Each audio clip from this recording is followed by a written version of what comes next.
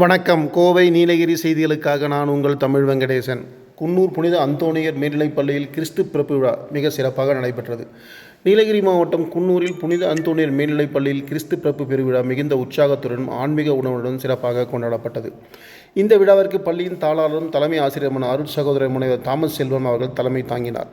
சிறப்பு விருந்தினராக கோத்தகிரியில் உள்ள Saint Mary's home matriculation school முதல்வர் அருள் சகோதரி எலிசபெத் ராணி கலந்து கொண்டு விழாவை சிறப்பித்தார். விழாவின் முக்கிய அம்சமாக 9ஆம் வகுப்பு மாணவர்கள் கிறிஸ்து பிறப்பு நிகழ்வை நாடக வடிவிலும் கலை நிகழ்ச்சிகள் மற்றும் நடனங்களின் மூலம் சிறப்பாக அரங்கேற்றினர்.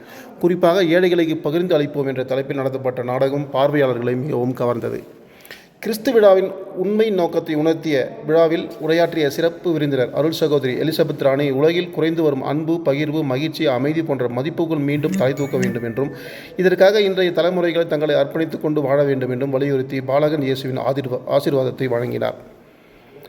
தலைமை ஆசிரியர் அருள் சகோதரர் முனைவர் தாமஸ் செல்வம் அவர்கள் உரையாற்றுகையில், உலகில் பெருகி வரும் ஏழ்மையை போக்க அனைவரும் ஒருவர் சகோதரியாக கருதி தாழ்மையுடன் பகிர்வுடன் வாழ வேண்டும் என்பதே பாலகன் இயேசு பிறப்பு மனித குலத்திற்கு வழங்கும் நற்செய்தி என வாழ்த்துரை வழங்கினார்.